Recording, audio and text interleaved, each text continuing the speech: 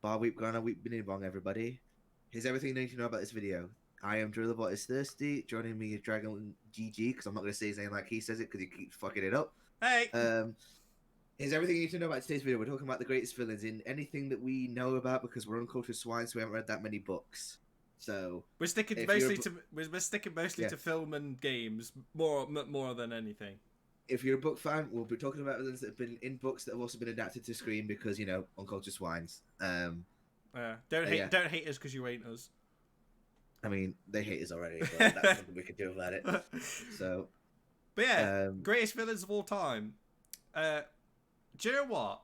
Who do you want to start with? Because there's so many. Do you want to start? Actually, I think we should just get the big one out of the way first. Let's just start with Thanos. Let's go right into it. Let's start with Thanos. I don't like how you've gone straight to the villain. I don't even think he considers. No, but the reason why we're talking about it is because I want to talk about. I want to say the greatest villain in terms of like concept, but then in the terms of delivery in the movie, not as good as the comic books. The comic book version, fantastic. Movie version. If you've ever actually read Infinity Gauntlet or Infinity Crusade, like what? Have you read both those stories? Like, I've read parts of them. Okay. I haven't read all of it, which is why I don't know much about it. But I know how Thanos is supposed to be in the comics and what exactly how he operates in comparison to the movie. Yes. Okay. The movie version isn't that far, but it is at the same time. Oh, it is. It's so far removed from what it is in comics. Like, okay, so. Like, I get tired of like seeing videos of people saying that he's the greatest villain in cinema history. He isn't. He's too new for that. And second of all, he isn't. Like, I can explain why. Like, he ain't no Darth Vader. Let's put it that way. He ain't even no Bane. I don't think he's the best villain of the entire MCU. I'm not even gonna lie. Like, I think Loki's actually a better villain. Like, better played and makes more sense. At least I get his motivations. Don't you like Galactus more though? I'm sure you do. Who is it that likes Galactus more? I thought. Galactus is basically just a force of nature more than he's a character. But he's a character with an interesting, like, for me personally, my favorite MCU villain is Ultron. But like, that's neither here nor there. Like, we're not talking about Ultron at the minute. Like, we're talking about Thanos. So, okay, so in the Thanos Infinity Gauntlet comic and the preceding comic, where he collects all the stones, the reason why Thanos is the way he is because he's a nihilist and like he's basically a bratty teenager who's trying to impress death because he's the kind of guy that will write his name with planets with the Infinity Gauntlet and just go to death. Look how cool this is. Why don't you love me? And like he creates like other girls to make her jealous, and it doesn't work because he only wants her. Don't ask me why Death is a girl in this continuity because I don't know either. Like, yeah, I guess it was just convenient for the time. I guess it just is. I also love the fact that Death is actually a physical being and not. No, isn't it different in other continuities though? Isn't it like in some sense it is actually a physical being, and then other times it's just like it's a concept. Deadpool thing as well. Like, but anyway, like so. In the Infinity Gauntlet comic, like Thanos basically snaps away half the universe as the inciting incident instead of the cliffhanger of Infinity War, which I've always thought was weird. And Thanos in the comics is the only one with the imagination and the will to wield the gauntlet, like because he gains the power gradually. When he collects the gems from the guys who have them in the comics, they don't know what they are really. Like they don't know what these things do. They know that they're important, but they don't really know like what they do. When he puts them all together, that obviously creates the gauntlet, creates the power circuit that like fuels because when all six of them are together, they fuel each other like a circuit, and that's where the godlike power comes from.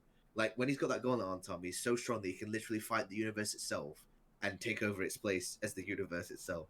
Yeah, it's great because like Thanos gets the gauntlet and all that to basically impress Death, and Death won't talk to him because Death like sees Thanos as below him. But when Thanos has the gauntlet, he's above Death, so Death won't talk to him as well. And it's such a great like Twilight Zone, like kind of like he gets what he wants, but he also doesn't. Yeah. Oh, it's so good. And like I say, the Avengers only get involved because obviously Adam Warlock is the main character instead of in the movie he's just not in it at all. Yeah. Like just so that like because obviously Thanos in the comics his sidekick is the devil. Oh yeah. I know like, that. Yeah.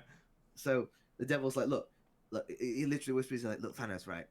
If you beat these guys with only one stone, Death might be impressed and like throw you a bone. He's like, you know what, devil? I actually like that idea. So he does it, and like again, like nearly beats him. And then when all the cosmic characters come along, they go, all right, Thanos, we're enough of this shit. And they try and beat him, and they can't. And again, that's when he becomes the universe, and then Nebula takes over. Like what the Infinity Gauntlet is a story. It's not a perfect story by any means, but it's an iconic one. It's about ultimate power and the cost of it. Whereas Infinity War is about a guy who has no imagination, i.e. the Thanos from that, whose basically goal is to just wipe out half the universe because Cool. Cool. And it's like, dude, if you've got a godlike power in that gauntlet, why don't you just create more resources? Yeah, Because it can. Do you know what? It can. What it is, right? It's a message. It's Yeah. the reason why he wants to wipe out half the universe is because it's a statement on current population of the planet. Because this is exactly what Thanos is. He's basically a thing to sort of basically say, look, pollution is bad, and that is essentially what he is, and that's it. Like I say, I think they just struggled to come up with a reason because obviously they didn't plan this straight away. Like I think they needed to come up with something else. Yeah. To the reason why he was like, because obviously they incite death and all that in the early movies. Like they even say that to challenge him is to court death. Like I 100% am certain that like they changed his motivation recently because they changed his design, making more like. So obviously they get rid of the blacked out eyes. Yeah. To make him more like relatable, they change his color, they change his look. To make him like. Do you know what frustrates me even more, right? Is that in many versions of Thanos of him being in love with death, there's also isn't there versions where he's in love with who's the goddess of death? It's Hela from I think they Hela. done that, they could have done that, and that would have been works and fine, and that would have been fine because I thought that was going to be the big reason they introduced her in the Thor movie. And then they just kill it. As soon as they killed it, I was like, oh.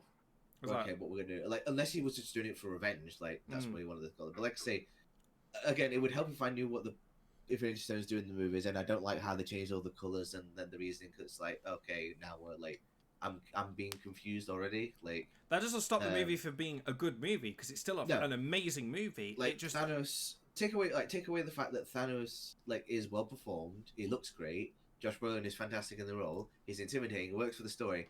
He's just a good villain. He's not a great one. Yeah. He just works for the story that's being told. But again, I don't get his motivation. I don't get why he has no imagination. This is the only solution he's got. And again, if I knew what the rules of the gauntlet was, because like I say, it clearly can create resources because it can bring everyone back. Yeah. Like you can't say that that's the only thing it can do. So why didn't it's like it begs the question, if he wants to wipe out everybody, okay, fair enough, but why doesn't he just create the resources instead? He's got the power to. Like he could have if he was saying to do that, I'm sure all the Avengers would have been on board of him. Okay, that seems legit. Just do that then and then just give the stones back and then whatever, right? But again, it's just someone who has no imagination. It's just like someone who just his only thing is to destroy, so he's just gonna kill everyone and like expect the universe to be grateful when no one knows that he's done it. Like I guess. But like I'll give you an example. Like because like what weirds me out about that movie The Gauntlet, like, is the fact that he has to like clench his fist to use one of them, but when he uses all of them, he snaps his fingers. How does that work? Like. It's weird. Like I like how I like also like in the movie that they make the snapping like the big part of it when really that was kind of just a gesture to signify it. It's like I like how they made it a thing that they have to snap the fingers in order to reverse it. It's like not really. Like the point of the Infinity Stones is the fact that it's like it's just a. It's you do with whatever you can imagine, and they missed the point of like in the comic, like Thanos just does the snapping the fingers in the comic because he can't. Like it's just a gesture. Like in the comics, it's just a glove. It's not a gauntlet. Like there's no like specific way he has to use them. Like when he's got the gauntlet on, he can use them whenever he wants. Like I don't get why like he needs to like filter the use of them through like all of them. But again, anyway, let's get away from like Thanos because like I say, I think he's a good villain. Like not a great one. I thought we get the red herring out. Yeah, the red herring out of the way first. So like, I think Killmonger's a better villain in terms of MCU. Like I think I get his motivation more. I get why he's fighting for what he's fighting for. Michael B. Jordan's great. Yeah. Marvel have been doing a lot of good with recent villains lately. Like they've been doing a lot of good with like the latest villains, like Mysterio and all that. But again, I don't want to make this villain just about Marvel villains because again, a lot of people find Marvel villains as a joke.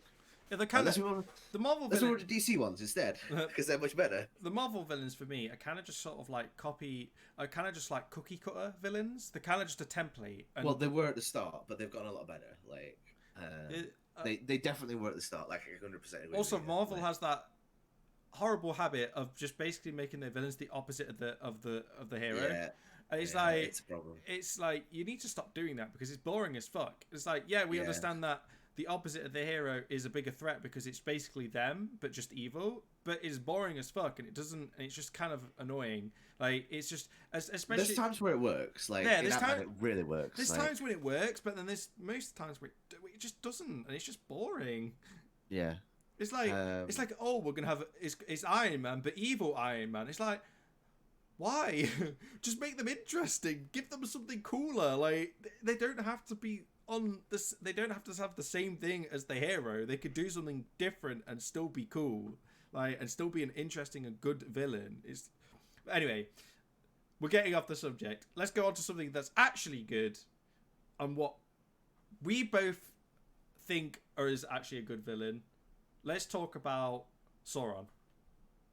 Wait, Sauron? Like you go there of all places? Yeah, I'm going straight into it. I'm diving straight into it. I want to talk about like what do you want to start with something like a bit more easier? I mean, I could do Sauron if you want. Like, Or do you want to? Okay. Like, if you're gonna do Sauron, like, I'm gonna have to mention Voldemort. Like, Okay. so. Well, do you want to mention Voldemort first and then go into Sauron then? Well, I could just talk about both at the same time. Like, Alright. So the thing with Sauron, which I love in the movies and in the books as well, is that Sauron he is the title character of Lord of the Rings. He is the Lord of the Rings. Like, Yeah, he is he's the one Lord that of the made them Rings. all. He made them all. He made the One Ring. But in the book, you never really see him. You know about him. You know he's not there. But like, and that's what I love. Like, but you can still feel his presence. In the movies, obviously, you get like the guy at the start, which is basically just, if anyone doesn't know this, like the form that Sauron takes at the start of in the movies is basically just based on Melkor from the Silmarillion, which is like its own thing, and like Sauron's not really supposed to have a look to his own. I think. Well, first of all, I think not a lot of people realize this who have watched Lord of the Rings that Sauron wasn't actually originally the villain in the lore of Lord of the Rings. No. He was actually just a servant to somebody who then became the villain because he took over when he got killed. Yeah, because his essentially his master, who was essentially a god, got banished to a void. Is it a void he got banished to? He got banished to like a void, something where he could never get out of it. And he basically just took over the role and went, all right, fine, I'll just do it now. And that's essentially I'll do it myself. Oh, fine, I'll do it myself. It's basically what he what I said, because he was like a henchman at first. Yeah. So the difference between someone like Sauron, who was a henchman, and Voldemort, who has one of the best backstories in anything ever, like for any villain, like I've always said this about Voldemort. He does. Yeah, Voldemort's backstory is really cool and really interesting. It's just too bad, like J.K. just doesn't know how to really do anything. Never liked Voldemort in the books or in the movies because he's just a joke in the books and he's a meme in the movies. And they try and make him scary in the movies because in the first one he is scary. Like, you know, when he's on the back of that guy's head, that always creeped me out as a kid. Yeah, it's frightening. But as soon as he gets played by Ralph Fiennes, it becomes a joke. And like, it's nothing to do with Ralph Fiennes' performance, even though he does not help. Yeah, he doesn't help. He doesn't help it. He just adds a bit of fuel to it. It's like it's nothing really to do with him. It's more of the direction that they were going with the character. Because Voldemort has always felt in the books and in the movies like a goon who's in charge, and I'm not scared of him. I'm not threatened by him. Like, his design in the later ones is silly. I wish it was more like the one from the first one where it was much more intimidating. Also, as a bit of a side note, why is it right that he's able to infiltrate the most powerful organization in the country with ease, but struggles to fucking penetrate the defenses of a school? Because the Mansion Magic didn't have a shield around it. Yeah, true. But at the same time, you would have thought an organization that's run by wizards and is considered probably the most powerful part of the wizarding world. Are we really going to sit here like debating like the complexities of JK's writing? I'm not trying to say like I'm just trying to say is like JK decided that a school is going to be the most like hot because is his entire objective. It's like it's just a stupid thing. Because to her the world doesn't exist outside the school. It's just there to fuel the context of the school. Because again, bad writer. Yeah, I've always said this, right? And everyone's going to get really mad at me for saying this, but I just want to say I don't think so nowadays. J.K. Rowling is a terrible writer. She's always been a terrible writer, and she got fucking lucky with Harry Potter. And like a lot of authors, that doesn't necessarily mean, right? I think everyone who's viewing might think I hate Harry Potter. I fucking love Harry Potter.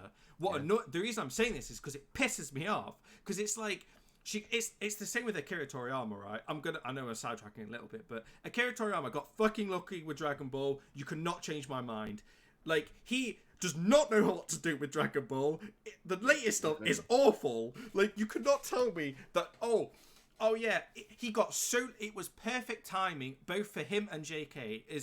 What they wrote was the right thing at the right time, and it hit the chords at the right time.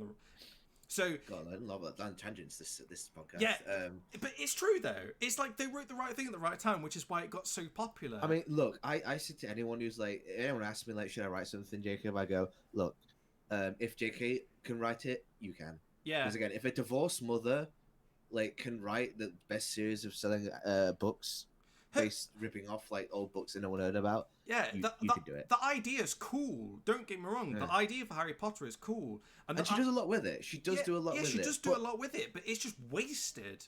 A lot of it is wasted because again, she doesn't go outside the confines of the school.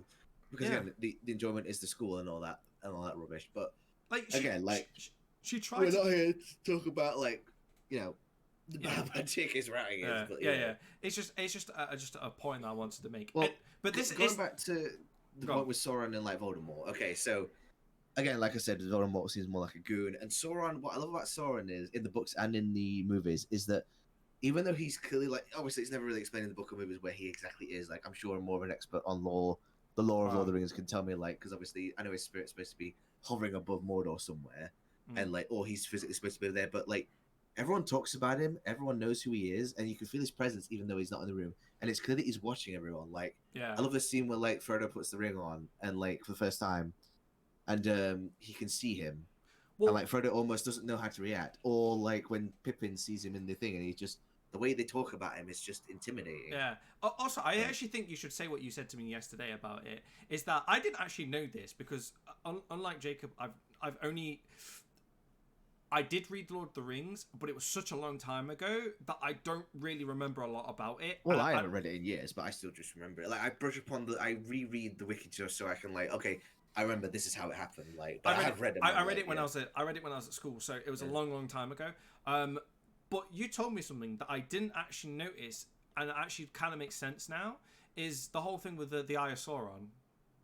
Yeah, because in the books, it's not actually literally an eye on top of a tower. It's like... I didn't realise this. I thought it was, and it's not. The whole Eye of Sauron in the books is a metaphor for his constant watch on the land. It's not a physical eye like it is in the movie. But I mean, like I say, I might be like remember it wrong, but I don't think it was like a literal. Because in the movies, it's a literal like flaming eyeball. That doesn't mean it's not cool and iconic. It definitely is. Because in the books, I've always thought of Sauron's eye as more subtle, like and more creepy than just literally a ball of flaming death. Yeah, because like it makes more sense. I might be remembering it wrong, but I'm sure that in the books, the Barad-dûr does not have a giant eye on top of it. Like, because in the books, like obviously, because in the book it's Battle of Gondor and then them getting the rings and like, then the story's over. But like. So obviously, I don't think in the book you see the collapse of Barad-dûr because obviously you see it in the movie and like all that thing. So was it the audience? But it makes because by the third movie, Tom, the audience only has the Eye of Sauron as the villain. Yeah. Like because Saruman's gone, he's the voice of Sauron at that point. Sauron's the only force of like villain that they have, except for the Orc leader. So like they need something physical, and I get that. Like it works. Like the Eye of Sauron has become iconic in the movies, but again, like I've always thought of the Eye of Sauron in the books to be something more subtle than. Literally a flaming like tower of death.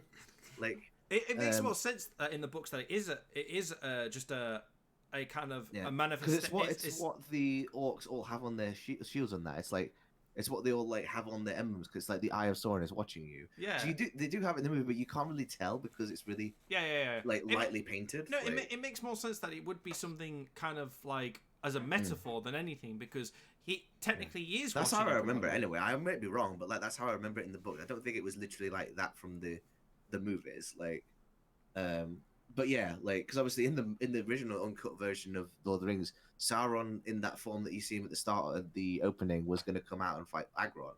Aragorn. Because what's the word? That troll that he fights is clearly something smaller, and they put that in the last minute, like that troll. Yeah. So yeah, like I kind of preferred it that way though of them not doing that because I do as well. Like because at that point the story's about Frodo and Sam like doing the ring. Because Gollum's still a great villain because he is villain by the end of it. Like something that I do prefer in the movies compared to the books. And I've always said this because in the books Gollum just stumbles and accidentally falls into the ring, and Frodo isn't even the one that does it. Like when he bites his finger off in the books, he just literally falls into the thing himself. It's really anticlimactic. That's where that anticlimactic feeling comes from. In the movies, they fight for the ring, and it's implied that they both fall over, which I think is much better. Yeah. Because it just makes it seem that it's Voldemort you can make the argument that Frodo pushed him in. Yeah, but it works so much better. It's just a little change that I do love. But again, like we're talking like specific fantasy villains, like because obviously the thing with Sauron and Voldemort compared to like other fantasy villains, they're just like force of nature, pure evil, like pure evil giving a physical form. Compared to something like Game of Thrones, where like you've got the Night King, which is more of a force of nature, or like you've got Cersei Lannister, who's a villain because of just how horrible a person she is. Yeah. I'm trying to think of other things. You know what great villains that recently in a series I watched, which came out, I think it was like 2019, I want to say. It has to be 2019, yeah. Was the Dark Crystal, the Skeksis, who are basically like, I don't want to explain what they are, Tom, but they're great because they're basically like the 1% if they literally ate their subjects. Oh, really? Like, yeah.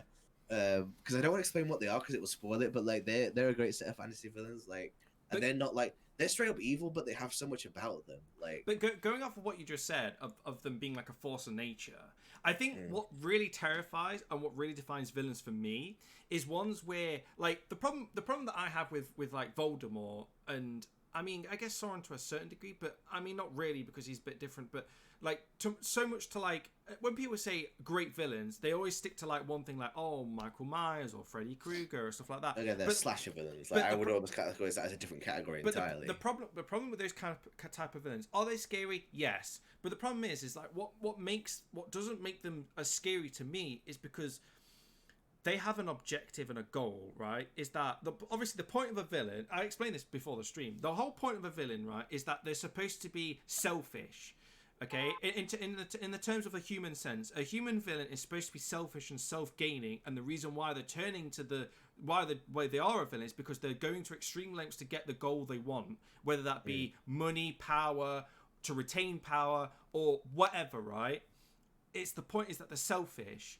But what terrifies me, and I think what makes good villains for me, for like stuff like the Thing or the Alien, is that they're a force of like they're a mystery that we don't know what they are. They're just like a force of nature. I mean, like the Xenomorph or the Thing from the Thing. Well, both, because in the same way they're kind of the same thing in a very odd way. It's like yes, they kind of do different things, but they're trying to, not only are they trying to survive, but their goal is unknown. They have no wants or needs. It's just they just keep doing what they're doing because it's like encoded into them. You can't reason with it because it's an animal. It's a creature. It's got no reasoning skill. It's like you could say, oh yeah, Michael Myers is frightening, Freddy Krueger's frightening, or whatever, right? But at the end of the day, yes, they're mystical and magical or whatever, but they're still human and they still have reasoning.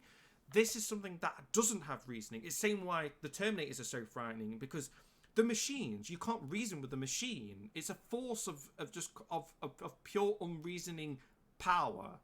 Well, if we're going to talk about the Alien, the Xenomorph, and the Thing from the Thing, like the Alien, what I love about before Alien was in my pop culture and Prometheus and fucking Covenant, yeah, the rest of their franchise, and before Ridley Scott went crazy and destroyed it. One of my favorite lines in the first one is like it's the perfect organism, and I think that people misread that line because it's clearly when you watch the first Alien, the alien isn't a biological creature. It's clearly artificial because of the way it looks in its design. Like, because like I would have thought that like something made these things, and like obviously whether it would not be the thing that they found them in or not as weapons or not, because they have a lot of similarities to the space jockey because obviously they're designed by the same guy. Mm-hmm. And obviously we do find out that the Xenomorph's official origin is that they were made by a board android, which I hate and I want it destroyed. I hate it too. Is that like the Xenomorph is so alien like in design, like it's basically a metaphor for male rape, obviously, but of course, yeah. With the Thing is different. The Thing, like I love about the Thing more so than the alien, because obviously the Thing hasn't been ruined like the alien has, but what the Thing is like, because obviously you never see its true form, like you always see it somewhat different. And with the Thing is like you don't know whether this thing, when it crashed on the ship, whether it was the passenger, the prisoner, a pilot, you don't know what its allegiance is, you don't know what it is, how it got there. All you know is it came from a spaceship, and like what it wants or what it is, you never find out. All it's trying to do is survive, and that's scary because it's you don't know. It's the same Don't why know what it wants. it's the Like, same reason why the alien is frightening in the first movie. It's because all it's doing is surviving. You don't know what it wants. It's literally just there because it's a thought. It's an animal. I mean, not in the traditional sense, but it is an animal and it is frightening. It is unknown. This is why the alien was so frightening in the first movie and the second movie, even though the second movie is more of an action movie than it is a horror movie. But why it's so much more in the first one is because it's a mystery. Nobody knows what is. There is nothing more scary than the fear and then what is unknown.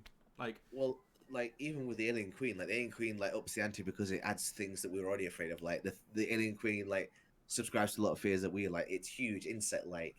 And it's like methodically intelligent in a way that's almost like it's not even alive. Like I love the part where it actually uses the elevator. Sirens. And you don't know.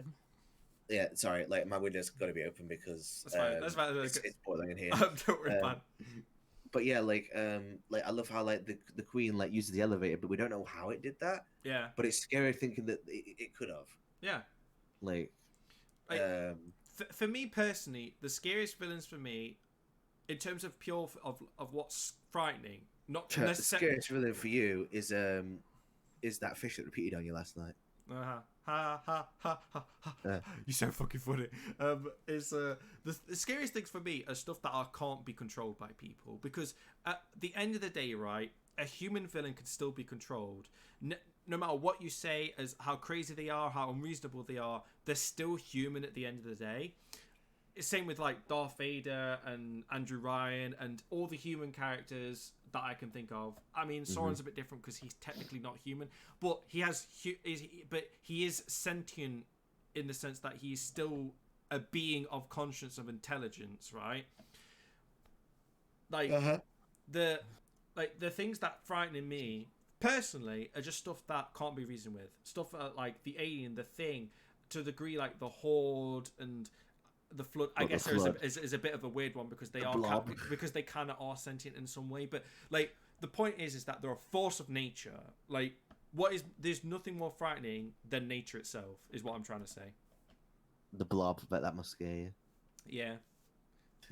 I've never seen that movie, by the way. Have I ever told you that? Well, there's the remake, which is done nature, which is really gruesome, and there's the classic one for the 50s with Steve McQueen, which is like one of my favorite like classic horror movies. Like. I love the Blob. I should really. It used to scare me as a kid, like because it was like, how can you stop this thing? Yeah.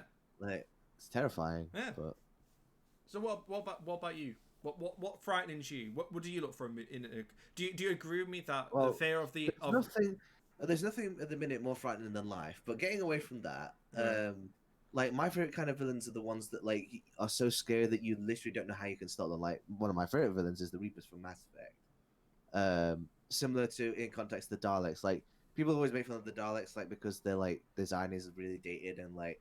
But again, the Daleks aren't scary because of the design. They're scary because they're intelligent and scary enough to build those machines and like evil enough to just actually use them to kill everything. Yeah. Like they have no other desires except for just kill everything else, and they're intelligent enough to get it done. But going back to the Reapers from Mass Effect, they're my favorite video game villains because, again, like. They are ruined in like sequels, but like when they first appear in the first one, like that conversation you have with the first one is the closest thing I've seen to like something that's Lovecraftian scale, but just push you down. Like the voice is perfect, like that line where it goes, "You exist because we allow it, and you end because you demand it." Is probably my favorite quote in all video games. Like it's just perfect for what they're trying to say. It's so intimidating because like there's like you're trying to obviously like get the last word with this thing, but like you can't have it because how can you have a thing that's something that's been around for like trillions of years and has just seen it all, and like what are you to it? Like you're just the next in the cycle. Like because like they say like, oh, you're just a machine, we'll beat you, and he's like, your words are as empty as your future, fuck you. Like you're still gonna die. I don't really have a lot to say on the Reapers because I've not played Mass Effect, so I have no real input on it. But if we're talking about video games, in terms of villains for me, like the one thing that always comes to mind for me for villains is going to be Andrew Ryan. I just think that Andrew Ryan as a villain for me, is like it goes back to my experience of playing it, right? And the whole Bioshock as a whole, right, is that you can argue that Atlas is a great villain. Yes, he is, because he manipulates you, the player, throughout the whole game into doing his own bidding. But even though I say that I think my personal favorite villains are things that are uncontrollable, that are forces of nature, and that is very much true. I do like human villains as well. And that's not to say that I think Freddy Krueger's awful or any of these other villains are awful. It's just that they're not as scary to me as something like as the alien or the thing from The Thing. It's just what's terrifying for a human villain for me is how smart they are and how much they can manipulate people around them to do their own bidding or to push for a certain goal, right? So, like, I do think I know we've already talked about him. I do like Voldemort as a villain. It's just too bad that after he kind of gets a form, he kind of becomes less of a less scary in that sense, because like the lingering feeling that he could come back was way scarier than when he does come back. Did. Yeah. Like, it's the same thing as seeing the backstory of the Terminators. Like, we don't need to see the war, we just need to know about it. Yeah, it's like the Terminators are frightening.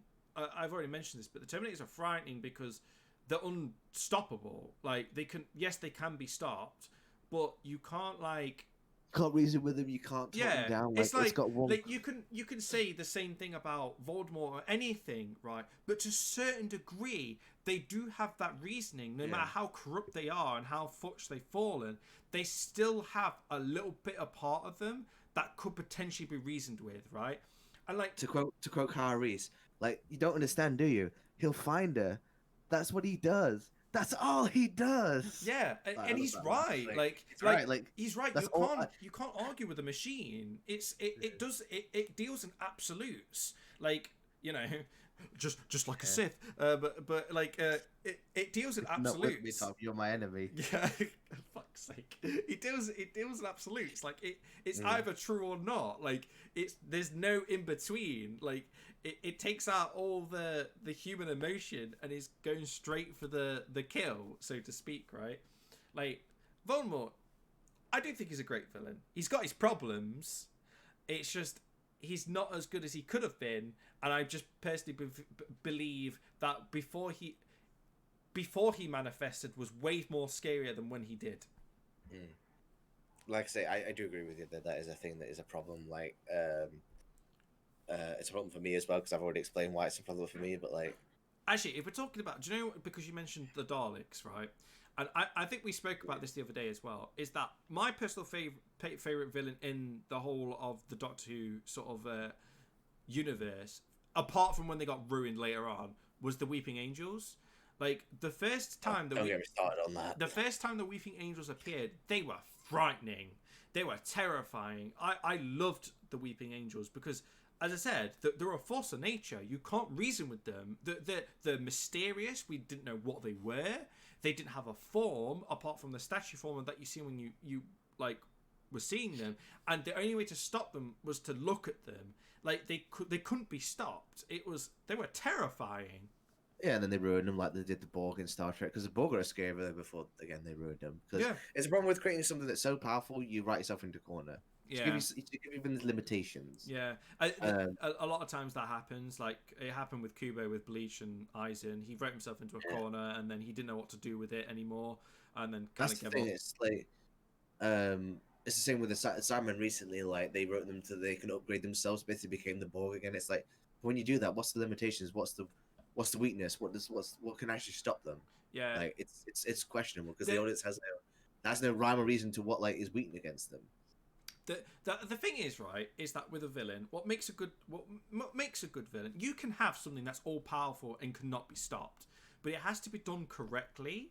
Like, you can have something that is unstoppable and unreasonable and can still make a good villain if it's done correctly. Like, the problem is that when you're trying to find, when the characters are trying to fight something that they can't win, because we know they can't win, so it's like, why are they still trying if they know they can't win?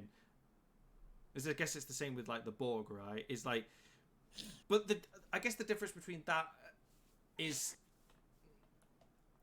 You know, I guess, like, I guess it's like, now that I think about it, maybe, I don't know what I'm trying to say, basically. Well, like the Borg are parallel to we figured because again they're a villain that was really popular when they first came in, but the more that they appeared, the less they became scary and less interesting, and also their rules kind of broke apart. Like they're an interesting parallel as well. They've got someone pointed out a great parallel. They're kind of like the like Star Trek and Doctor Who like revival series kind of did a parallel what Next Generation did with their villains, and it's like 'cause obviously the original like villains of the original Star Trek is the Klingons, but obviously they're good guys and well, kind of good. Like, don't get me started on the Klingons. I don't like them as a race. Like, I've never have. Like, if you're a race of honor, why do you have stealth on your starships? Like, shouldn't you like be fighting like bare bones, no holds bar? Why do you have cloaks? Like, Makes no sense. like just have the Romulans have that. Honestly, like, why do the Klingons have to have it? But anyway, so, yeah, I get what you're trying to say, and like I say, it is an issue for like most villains. Because again, it's like someone wants to write the most powerful like thing ever, but like, to stop them, like I would love a story where like someone like tries to stop like this all powerful force, but instead of like defeating it, they just run away from it. 'Cause that's all they can do. Well, that is normally the way that it's sort of solved, right? Is that if you have something so powerful that it can't be stopped, the only way that you can stop it is by running away, and that is fine, and that's perfectly a reasonable explanation. Like this is what makes the Tyranids so frightening, right? Is that now that I think about it, it kind of just makes me think of the Tyranids from Warhammer 40k, right? For anyone that doesn't know 40k, the Tyranids are basically like a race of. I think the Zerg from StarCraft, but before they copied them. Yeah, the Zerg are basically the Tyranids, but the Tyranids were predate the Zerg. Basically, Blizzard ripped the Tyranids off because they wanted to. The whole story behind it is that essentially Blizzard wanted to make a 40k game. Games Workshop said no, so they ripped it off and did their own thing. That's the short story of it. Basically, the Tyranids are kind of like what the Zerg are, but way, way worse. Like the Zerg, to a certain degree, are not as devastating as what the Tyranids are. The Tyranids will literally strip everything. They take... Like, what they do is they invade a planet, they kill everything, and then they extract every resource they can. And then it feeds back into them, and then they adapt and evolve. That's what makes them terrifying. And the vast amount of them as well is also another thing. They're the original what I call the flood type villain of like a horde of like species that like adapts and evolves and eats everything. Basically, the horde that eats everything. That's what I call it. Like the villain that like is a horde of creatures that just eats everything. Like they have no really intelligence. They're like a hive mind. Yeah, they're normally a hive mind, and they basically are controlled by one thing, and they kind of just sort of consume, eat, evolve, move on to the next thing, and they can't be reasoned with. They can't be stopped because they're not. The Tyranids are the coolest out of all those ones because they look the coolest. Like for a race that's all the same, they do get them to look really cool. Yeah, like, they do. Yeah, they do look cool. They're cool as hell. Like they and I think what I love about them is that in the 40k universe is that the initial wave that they're seeing, like there's billions of them, right? There's so many of them, and they're constantly. It's implied that they came from from another galaxy after they ate that one, and this is just the next one on their path. Apparently, like it's been implied that this is just like a scouting fleet, and that the entire fleet is on the way, which is terrifying because like the 40k universe is struggling with them. Because like I don't know if the 40k universe has moved on at any significant point, like since. Like, because obviously I don't know, because obviously Tao's a new thing, and like there's a lot of like things from the 40k universe that are pretty scary. Like I love the Chaos gods. They're not quite as scary as Lovecraftian gods, but like I like how they basically exist because we imagine them into existence, basically. Yeah, like I like how in the 40k universe they basically travel by the power of imagination. Yeah, no, they travel by the power of imagination and prayer.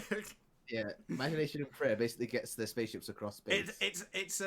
They travel through space by using religion and magic.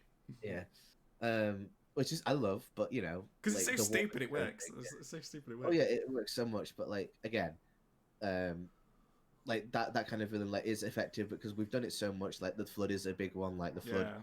And back then when the flood was introduced in the first Halo, like a lot of games did that. Like Gears pretty much copied it with Locust.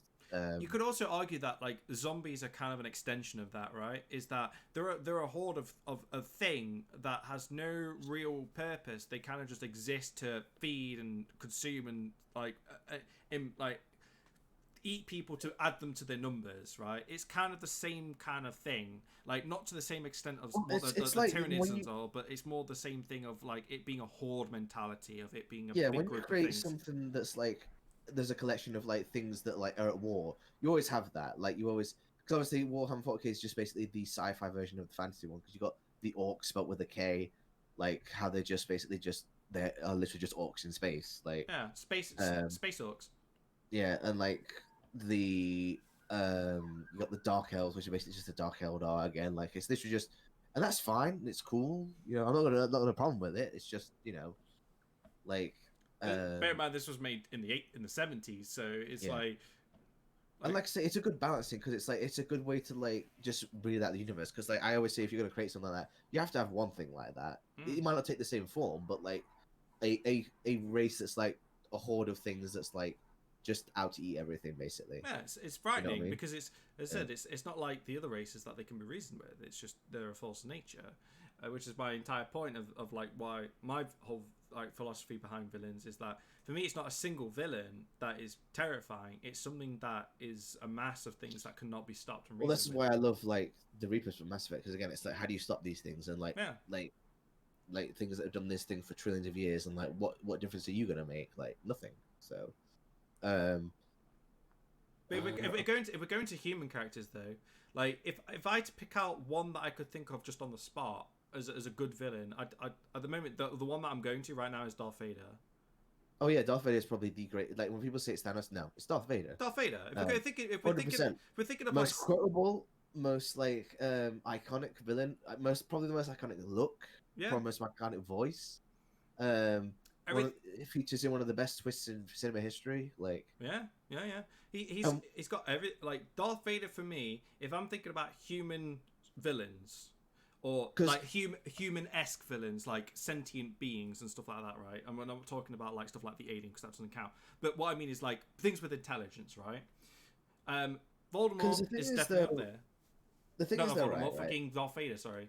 Because the thing is with Darth Vader, right? If you watch because I watched them more recently. If you watch the first one, right, he's just a cool guy in the background with a cool voice. Like he doesn't really do much in the first movie, New Hope. He kills Obi-Wan. That's his greatest claim to fame. Like that's it. Like he's got memorable moments, but he's just basically a goon. He's just a cool looking goon, but he's a goon that you remember. It's in Empire where it becomes the greatest villain, like one up there, because like he's in charge now. Like I love the fact that he just basically like he's super like intimidating, but he just kills anyone that just like fails him or gets in his way. Like I love the part. One of my favorite parts is when he talks to the admiral, chokes him, and just promotes someone. Like next way, he's like, I love that line where he goes, "You're in command now, Admiral. Like, don't fail me again." Yeah, like, it's because he's merciless, right? He's terrifying because he's like he's brutal. Like he's not afraid to. Because that implies that in the first one, like Tough Markham was keeping him on a leash, but like when he's unhinged, like he literally just like kills anyone that he doesn't like. Like, straight up, just like yep. You failed me, like, because I love that part where like that guy's like, "I'll go and apologize to him," and he knows he's dead. Like you see that scene later where he's like, "Apology accepted," and he's just choked him out to death. Yeah. It's great. Apology accepted. It's so good.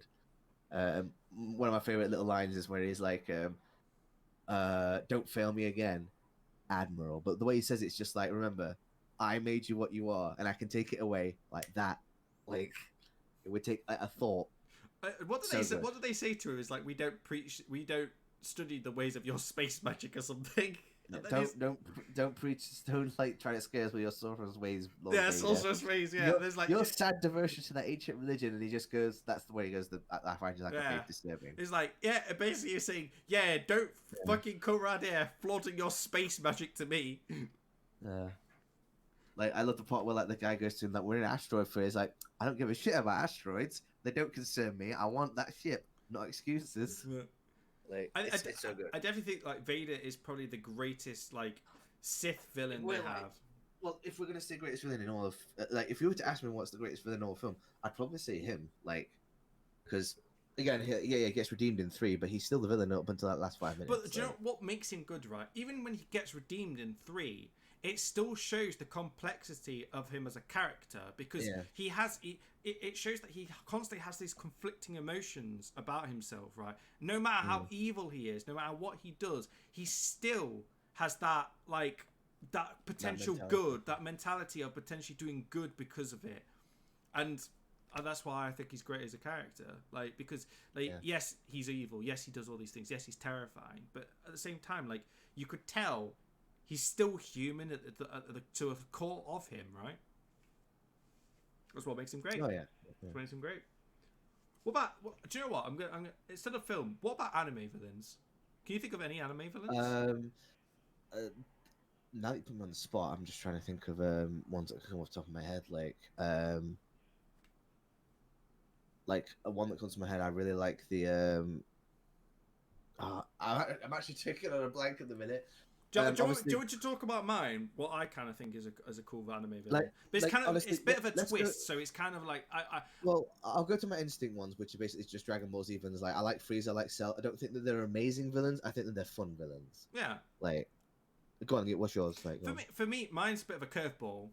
Like, I really like Light because even though he's the main character, if you think about it, right. Well, I've always said this about Death Note. Death Note is basically Sherlock Holmes from Moriarty's perspective. Yeah, like if you think about it, right, Death Note, Light is the villain in that story. Even if he is the main character, it doesn't matter. He's still the villain of that story. He's the one that drives everything. He's the one that creates all the problems. Like, you cannot deny that Light is not the villain, even if you think that L is really the. Because really, right, what is L trying to do? He's trying to prove that Light is Kira, right? Because Kira's the one that's causing all the problems, even if he is doing it for the greater good. But because someone is doing something for the greater good, like fucking L even says this himself in the series. He says, "What? So what's going to happen is that you're going to kill all the villains, but the only rotten person left is going to be you." Yeah, exactly. Yeah. And it's true because he's basically because he's already a vile person before he gets the what's the word? Gets before the power. He gets the power. Yeah. Oh, but do you know what? Actually, if we're going to talk about this, I kind of want to mention Walter White as well, because he's also another prime example of this, right? Of somebody who has all these pre-cognitive, like pre-thoughts and all this sort of has this mentality, but was never given the tools to really fulfill that fantasy or to fulfill his true purpose of really revealing who he actually is. Because if you think about it, right, everyone says, oh, Walter White was a person who came from being good to bad. No, that's not what Breaking Bad's about. It's about a man who gets given the tools to become the villain who he originally always was, but never realized it himself until later on. Well, yeah, he says it in the last episode. It's like, I liked it. I was good at it. Yeah, and he's right. Yeah, he's right. He was good at it. Like he did like it. It's the same with that. It's same with Light, right? It's like he says he was doing it for the greater good, and maybe it did start off that way, but really he was doing it for himself and because he likes doing it. And and that's what makes him is great. Is because like not only is he smart and he thinks everything out, and like the mind games he has with people is great, but he's a good villain because he's got character, he's got depth, and the things he does is like he doesn't like the last episode is a great episode for Light, right? I'm not saying it's the last part of Death Note is great because it's not. It kind of falls off after L dies, but like when he has that realization at the end where he laughs and stuff and loses his mind, basically, that's Light manifesting everything that he's built up to that point, just coming out all at once. Because he's already gotten to that point. He's already become mad with power. He thinks he's untouchable at this point, which was his big downfall, is because he sort of get cocky. But he got to that point because he was so confident and so adamant that he was unstoppable and that he could not be touched anymore. He let his guard down, and that's how he fell. Yeah, he thought that once he killed L, it was all over. Yeah, it was all over, but it wasn't. It wasn't. There was going to be someone that was going to take his place. Even if I did hate Mello and Nier because they were awful, but oh yeah, everyone does. Honestly, I do like stories where the villain does win because it represents real life, right? Unfortunately, I'm gonna have to break. Well, every villain's the hero of their own story. Yeah, so. of course. And I'm gonna break it to people, but unfortunately, the real world doesn't work the way it does in film or comics. I mean, most times the villains win. Like, most time in the real world, the villains normally get away with it. It's just the way. That's why like Game of Thrones is so effective, people, because it's like real people. Like the villains actually win most of the time, and the only reason that they lose is because their own evil does come back to bite them in the arse. Yeah, and Game of Thrones is a great example of that. Of like, if you think about it, right, who is actually the hero in that story? Nobody. because everybody's a villain in that story. Everybody is doing things that is bad. Yeah. Yes, you could argue Ned Stark is technically the hero, but if you think about it, what good has he actually done? Not really Nothing, that like, again, lot. he's killed people, He like, himself has killed people and manipulated people and played people. Yeah. He himself is no perfect saint. Is he better than most people? Sure, of course he is, but like that's just picking straws. Like you're arguing semantics at that point. It's like what is good and what is right. What makes Game of Thrones so effective and the characters in that show so effective is that they aren't just black and white like they are in comic books and in most things, right? Because most of the time villains are portrayed as being good or bad, right? And like a lot of things is like, especially like cartoons and stuff, is that villains are always portrayed as being just pure evil, born evil, blah blah blah, straight away. Well, speaking of cartoons, like a lot of my favorite villains tend to be animated ones as well. Like we should talk about Disney villains as well because that's an iconic part of cinema as well. Like, of course. Who's your favorite Disney villain? Like, Disney off the top villain? of your head? Yeah. Everyone's got one. Scar like, for me, from it's The Lion King. Yeah, he's a good one, but I don't like him as much as others. Like, I think he's cool up until he gets the power, then he just becomes a whiny brat. I can't really think right now. You kind of put me on the spot a bit, but my favorite is Frollo from Hunchback of Notre Dame. Yeah, he's great. He's so evil and so like great. Like I love. He's actually scarier in the Disney version than he is in the book. Because in the book he's just a priest.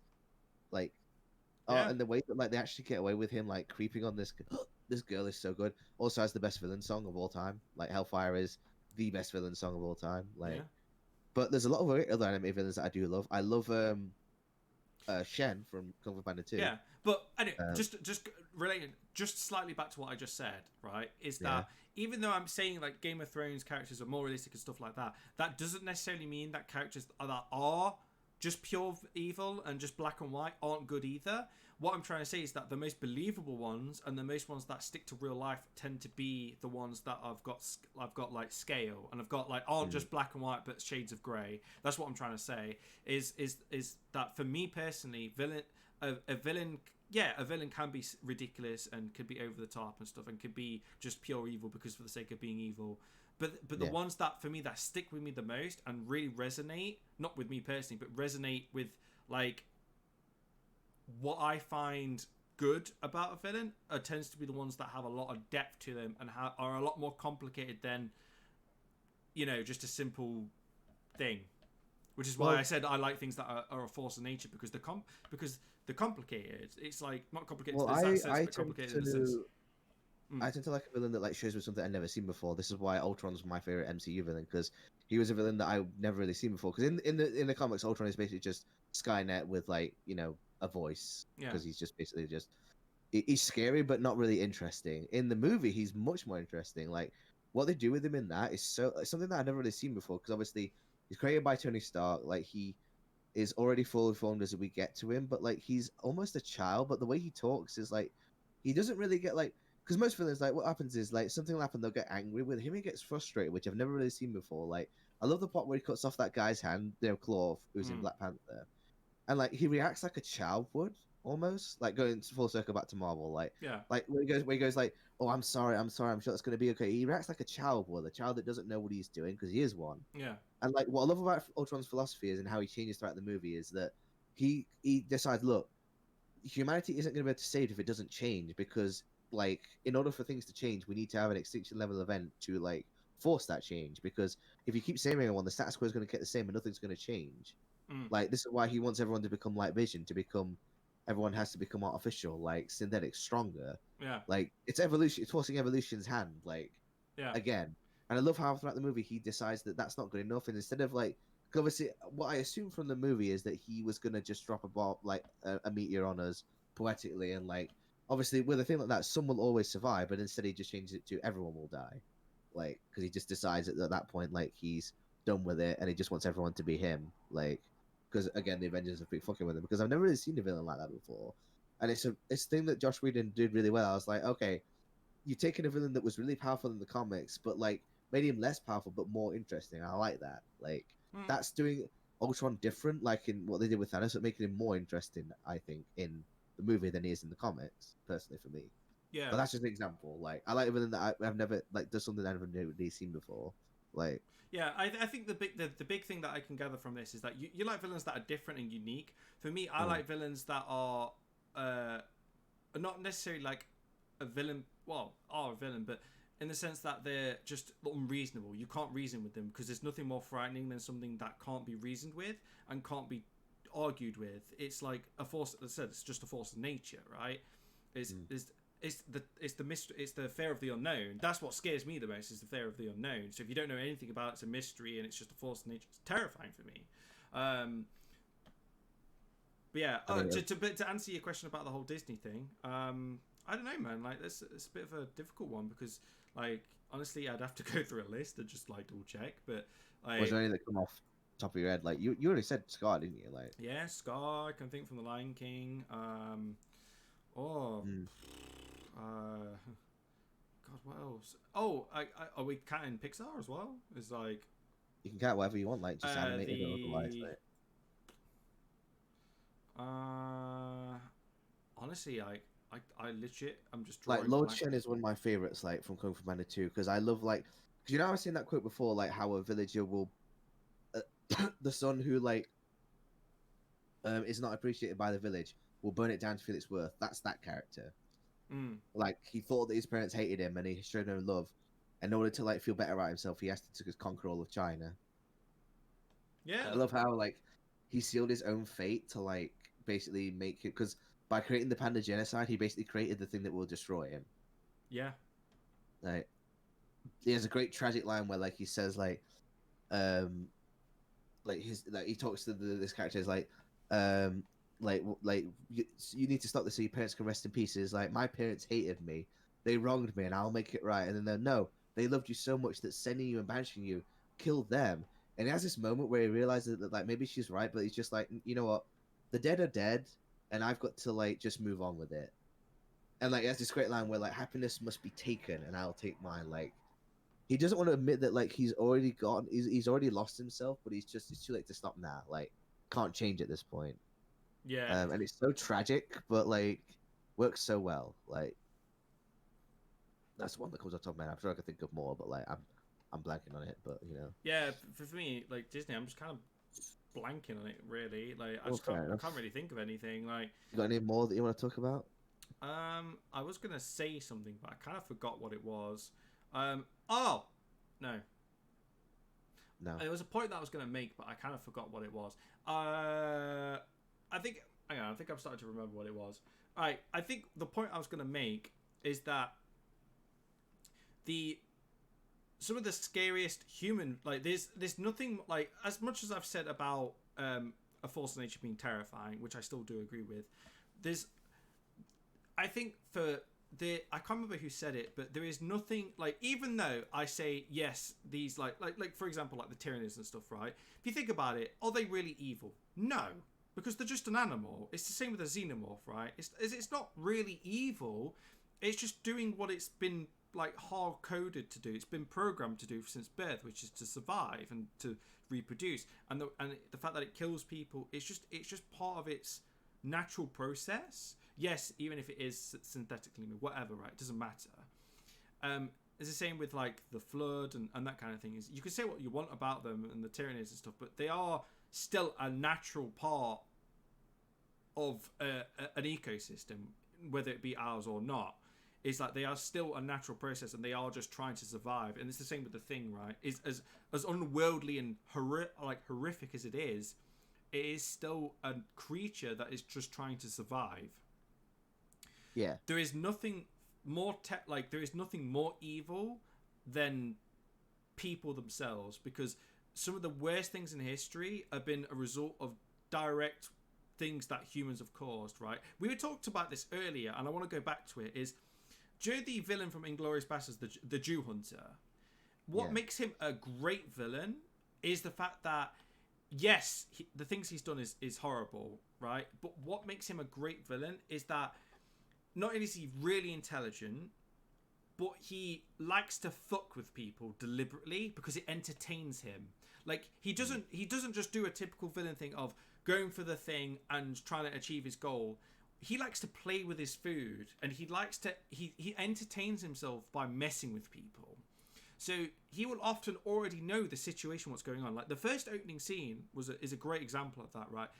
he already knows. He already knows before that. he even sat in that house, he already knew there was people hiding under the floorboards. He already knew that.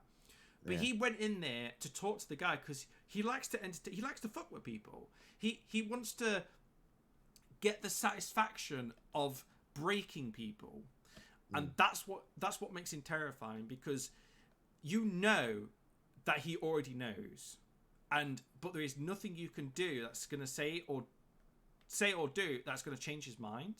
So this is what makes him a great villain, and also the fact that in the film, like, as evil as he is, he doesn't really subscribe to any ideology apart from his own. So he only serves his self-interest, and character. He basically brings the downfall in that universe of World War II. Yeah, he single-handedly ends the war, because for him, he already knew he does things that benefit himself. So he already knew the Nazis were basically done. He already knew things weren't going to go the way he thought. He already knew things were going to go pear-shaped for them. So he aligned himself with the Allies and sold the Nazis out and Hitler and everything, because he thought, well, I need to get something out of this. So I'm going to do what's best for me. And if that involves screwing over an entire country and side, I'll do it. Oh yeah, and like I say, he doesn't get away with it in the end. He gets that mark on him. Yeah, he gets his best way to end that. He does get his sort of like thing in the end. Yeah, he does get. But what I'm trying to say is that people are the most unpredictable thing, and as much as we like to say yes, even to someone that's that evil is still human at the end of the day, and that is still true. There is nothing more frightening than for a villain than for them to be based off of something that's actually happened. Like I always said, that the scariest movies for me, like, as much as I love The Thing and Alien and stuff, they are like great horror movies and stuff. But the real ones that really fill people with dread and actual like disbelief for me is like as movies that are based on real things, that are based on like things that actually happened. Well, like Chernobyl, or like Chernobyl and stuff, because like that stuff actually happened to people. People actually went through that, and there's just something so terrifying about knowing that somebody experienced that went through that experience. Yeah, I get you. Well, like, to round this up, there's different types of villains that are all good in their own right. For me personally, I think we've only scratched the surface. We have only just scratched the surface of what makes a villain. Back to this. Yeah, definitely. Next time, we could definitely come back to this at some point. But just to like basically do a topic in a very brief and roundabout way, is that for me, there is no correct way to do a villain. A villain could be great in their own right. What works for me are things that are mysterious and frightening because they are forces of nature and that are uncontrollable. And for you, Jacob, you like things that are different and done in a unique way that you've never seen. Well, no, I don't mind things that are scary, but like my favorite type of things are the ones that do give me something new. Yeah, right? Give you something new. If you like something that's new and really you like bring something new to the table, for me, I like that whole like mystery. That's really basically what I'm going to boil it down to. I like the whole mystery of not knowing what a thing wants and needs. You like things that are new. Hey, we're all different. If you think that, I don't know, fucking Voldemort's the greatest villain of all time, who am I to argue with you? It's just for us. Well, you will. Like, you will. Yeah, well, of course I am. But I'm, even though I argue my point and say that he's awful and so forth. Like, if you personally think that, I'm gonna call you out wrong. We don't want you and we hate you. Yeah, I ain't gonna call you out wrong. I'm gonna argue that I personally don't think so. But hey, if that what floats your boat, that's what floats your boat, right? Mm-hmm.